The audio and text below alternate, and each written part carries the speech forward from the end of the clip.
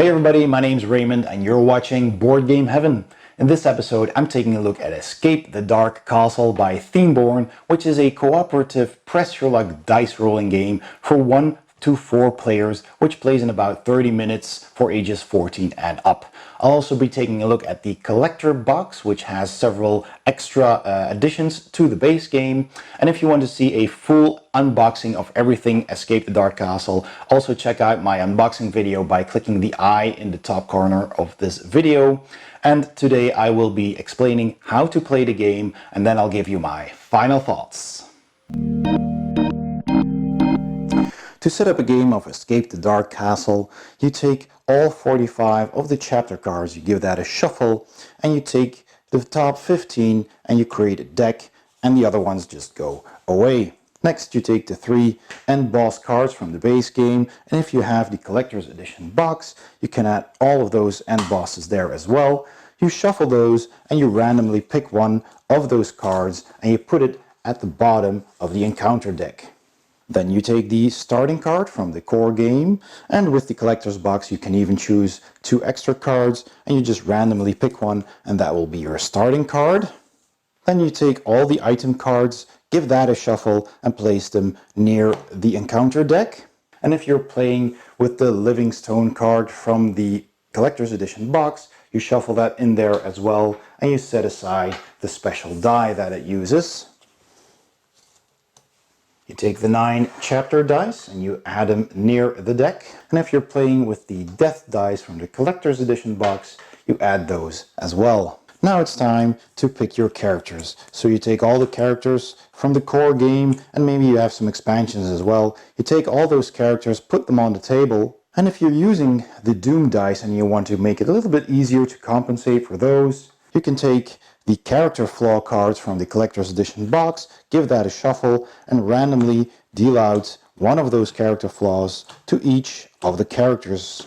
Each player selects one of those characters with its corresponding character flaw card, and if you're playing solo, you always take 2 characters, so once you made your choice, the other ones are put back in the box, and you give each player their corresponding dice. So the cook gets his die, the abbot gets his die, the smith and the miller. The collector's edition box also comes with these handy rule reference cards, so you can give each player one of those. And finally, you give each player a sheet from the notepad and a pencil, or if you got the collector's box, you can take this scoring track with your health points. And for a 1 or 2 player game, you can put the skull marker at 18. For a 3 player game, you set it at 14, and for a 4 player game, each player starts with 12 hit points. Keep the U marker handy if you have it, and don't forget to play the atmospheric music as well, and then you're ready to start playing. Let's explain the rules. In Escape the Dark Castle, the goal of the game is to go through this entire deck of encounters and beat the final boss with every player still alive, and that's how you win the game. There is no turn order in Escape the Dark Castle. Instead, you just decide who of the players will turn over the next card. So turn over to begin, that's the first card, and you just reveal that, and you read the text, and you say, do what it says, and it says to draw an item card per player now. So that means that from the item deck, each player can draw one of these cards. So you get an item, and each player can hold a maximum of 2 items because basically you have 2 hands and each hand can hold 1 item, and you get to decide who gets which item, and they all have different bonuses, so they can help you during the game, and usually they're a one-shot item that you just discard and apply its effect. So let's say the smith decides to turn over the first chapter card. So the smith is currently you, and that player flips the top card and reads it. And then whenever this card tells you to do something, then that means that the you in this text is, in this case, that player, the smith. So here it says there's some flavor text that you should read to really get into the atmosphere of the game. Now in this case, this card tells you that you can either move on and ignore this skeleton, or you can steal the map that it's holding, and then you nominate a player to roll 2 wisdom, and wisdom is this item, this is strength, and this is cunning. And sometimes these cards will have a success and a failure event, and then you simply do what it says. Now every time you need to do combat, it has these icons on the bottom, and that means that this animated skeleton, if you manage to get it to rise from its ancient slumber, if you fail the map stealing part, then you take one of those dice that matches the symbol, that's the eye over here.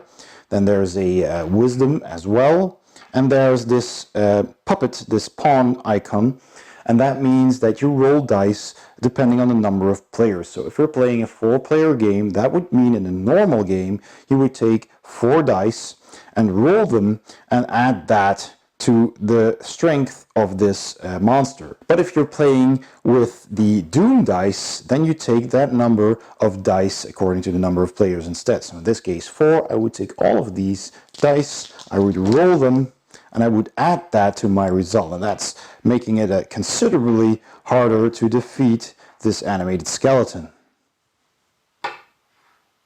Now each player, as you've seen, has 1 character die, and these dice have several symbols on them. Let me see if I can show that to you up close, and they're all different per character. So the miller here has this cunning icon, a double cunning, and another cunning, so he's very cunning. He has 2 strength, another strength, but only 1 wisdom. And that's basically what it says on his card as well. So the miller over there has 3 cunning, 4 cunning, 3 strength, and 1 wisdom. So that is corresponding with the dice results. And the doubles always have this shield symbol around them. So that means if you roll a double, you're also protected from damage from the enemy. So let's say all of the characters are going to help and fight this monster. That means that all players take their die and they all roll it, and then you check the results. So let's see, we have 1 cunning over here, so that would defeat this symbol or any of those, but these also need an additional strength. So we got 2 strengths here. So we could say, well, okay, so these 2, I'm going to use these to defeat this die and leave this one here. Then I could use another one, but that's kind of difficult because these also require another cunning and wisdom. Now I didn't roll any wisdom at all, but one of us did roll a shield, so that shield would defeat this shield. Sadly, I can't use those fists because they would have defeated these, but then I would also have needed either a cunning or a wisdom in that same roll. So had I rolled this, for example, then I could have said, okay, I'm going to use one of those fists plus this cunning to remove this one as well. But that still leaves me with 3 dice. So I'm going to leave these here and take these away, and this was defeated from the skeleton, but he's still alive because he still has these dice left. So that means if a monster survives, it's going to deal damage back to the players, and this symbol here is the amount of damage it does. It's always this hexagon, but it has a different number. In this case it's 2.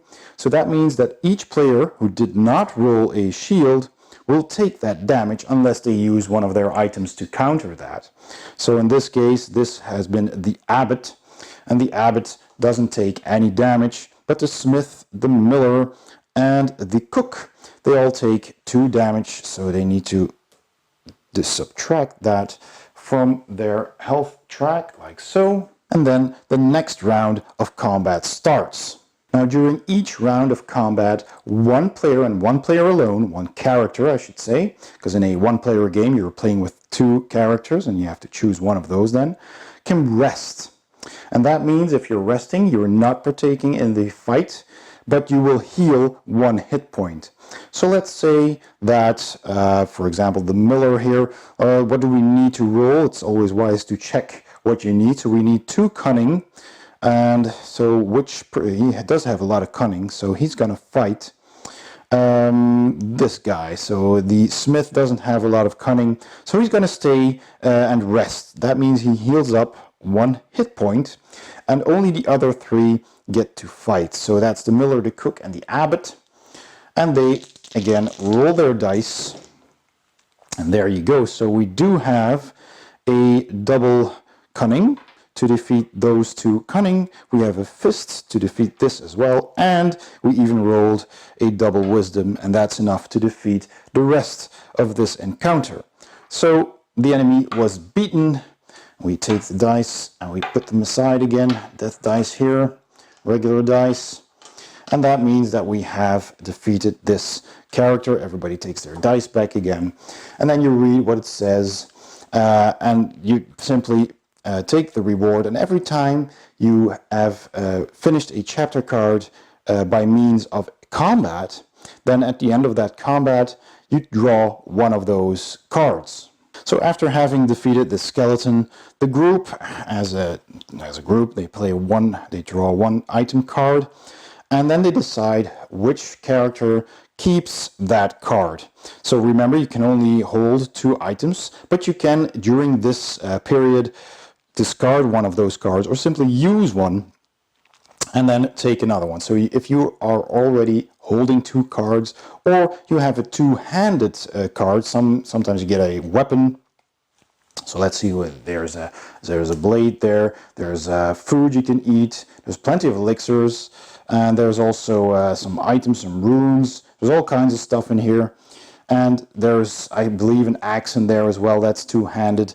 So if there's a 2-handed item, you can only have that 1 card, of course. But you can also trade cards or just hand cards over to other players. So you can divide them any way you like and use up any of those items if you want to use one to get some extra hit points, for example.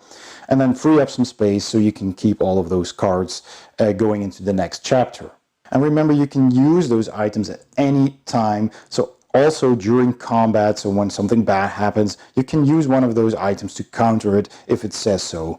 So for example, this card here tells you to discard this card whenever you would lose hit points. You can discard this to lose none. And when that happens, you simply discard that card, make a discard stack here, and that's it. And if there's ever a chapter card or maybe even an item card that you're unsure about how to resolve, there's a frequently asked questions on the Themeborne website, and I'll put a link in the description below. There's one additional thing I should mention about these Doom dice. If they have a shield result and the players did not roll any shields, but they rolled a double, so for example, this has been rolled during a round, and they did not roll any shields, you can still remove 1 shield by combining 2 similar symbols. Because, like on these dice, a double always forms a shield. So in this case, this would also equal a shield and counter that result. And basically that is all there is to it. You simply pick a player who is you each round.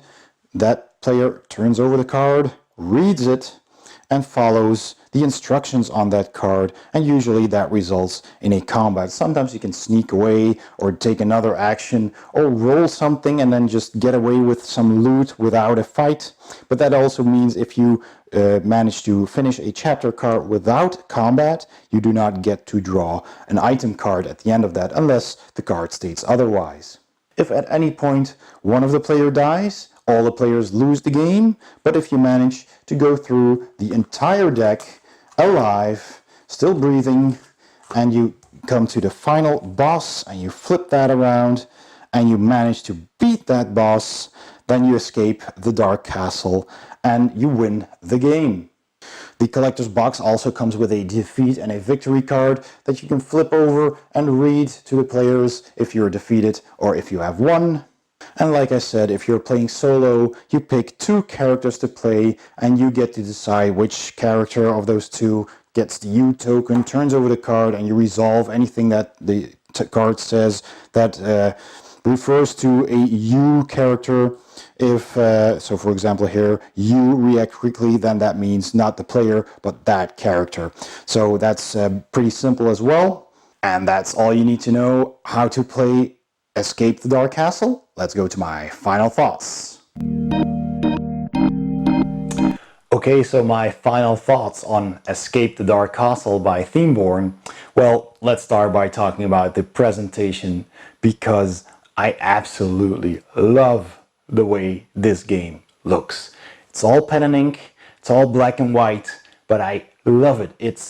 It adds so much to the theme and to the atmosphere that the game breathes. It's absolutely stunning. I love it.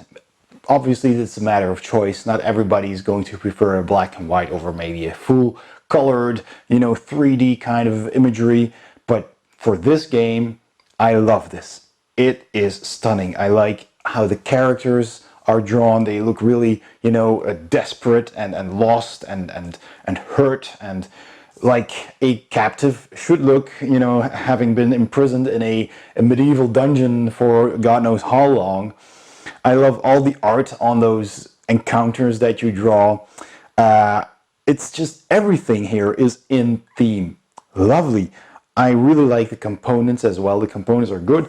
There's nice big cards, and you can also get their own sleeves for them, which fit perfectly, of course, and they're nice and thick. And I mean, just look at that gorgeous art. I cannot get enough of this artwork. I mean it. And so, the component quality is very good as well. I love the big chunky dice. They're big, they're rounded, they roll well, and they're just awesome. And there's plenty of them. Each character has its own die, and you've got 9 of these chunky black enemy dice, the encounter dice. And there's these death dice that came with the collector's box as well, to make the game even more challenging. So that's nice, the nice extra thing to have, as well as the Livingstone card that also comes with its own dice. And something I really liked was that in the base game you got this pen and paper pad that you can keep track of your life with, your hit points, and they came with pencils as well. Not only does the collector box have a dedicated spot to store these, it also comes with these great health trackers, and well, they're the same on both sides, and they go from 1 to 18, which is the maximum amount of health you can have when you're playing with a low player count. And they have these metal black skulls, and they're absolutely amazing. And you just keep track of your health by sliding these over those cards here. So that's also a very practical and really cool looking way of keeping track of your health instead of, old school pen and paper, which also works, of course. And there's the cool metal U token as well that comes with the collector's box, that keeps track of the player who turns over the card, because sometimes many things happen, and you can lose track of whose turn was it, who turned over this card again. So before you flip over the next chapter card, you pass along this token to the person volunteering to pull the next card, and then whenever that card says you lose health or you do this or that, then that means the player holding the U token and the player who turned over the card. So that's a really cool extra as well. It's a really big and chunky metal piece. And all of that is, just really what makes the collector box really cool. Not only does it simply hold everything, if you also get the extra expansions, the 3 expansions that exist for Escape the Dark Castle, it also has room for those, and it comes with some extra stuff as well. It also holds the player mats that you can get. This is an optional buy, and these are these cool neoprene but flexible rubber mats with a really cool bit of art on it as well, where you can put your character card and your items, so you can hold 2 items. There's also a spot, because it has 4 spots, there's a spot for your character flaw cards, and if you can carry more than 2 items for some reason, then you can put them on there as well. That's all pretty cool. You can even just put your health tracker on it if you want to. But in any case, those are a nice addition too, and if you keep them in their boxes, then that will fit into the box as well. This really holds everything, plus it even has some extra space for an upcoming expansion too. It even holds the cassette, which is also something that is an optional buy, but it's just, you know, so thematic that it's an old school cassette. And it has the soundtrack on it, but of course you can also find it digitally. I'll put a link in the description so you can find the playlist for those tracks. And that really adds to the suspense and the atmosphere of the game as well. If you play this, you know, alone or with friends, and you have that playlist playing in the background, maybe dim the lights a bit, you really get into the atmosphere of this game. And it's really one of the game's strengths, because in its core, it's a cooperative press your luck dice rolling game, and so in its core it's quite a simple game. And some people might not really enjoy that much, or might think, well, that's too simple.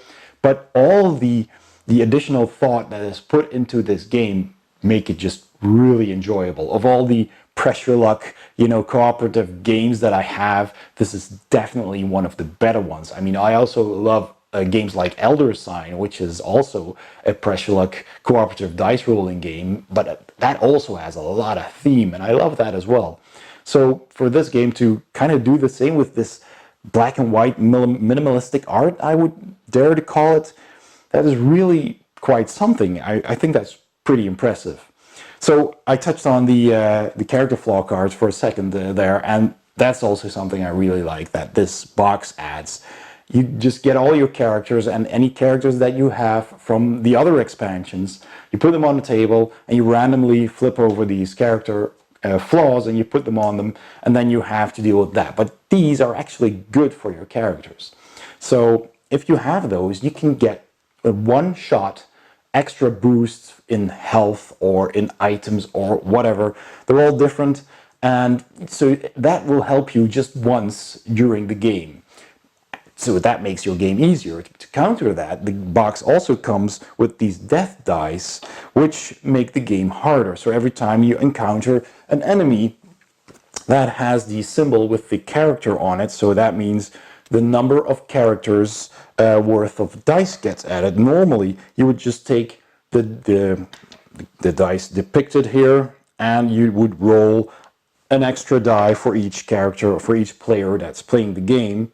So you could roll 1 through 4 extra dice depending on your player count. But instead of that, you could roll these death dice. So that's why you have 4 of them, 1 for each player.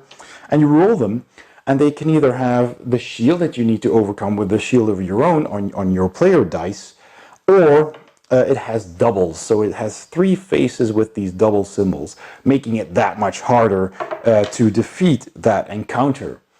So this really adds a lot to just the base game. So if you only have the base game and you haven't even bought the expansions yet, this still adds to your gameplay and to your experience, because it comes with all these extra things, and it also comes with 3 extra. Oh no, wait. 3 are in the base game. You get 6 extra end bosses in the collector's box, and in addition to the 1 starting card from the base game, you get 2 more.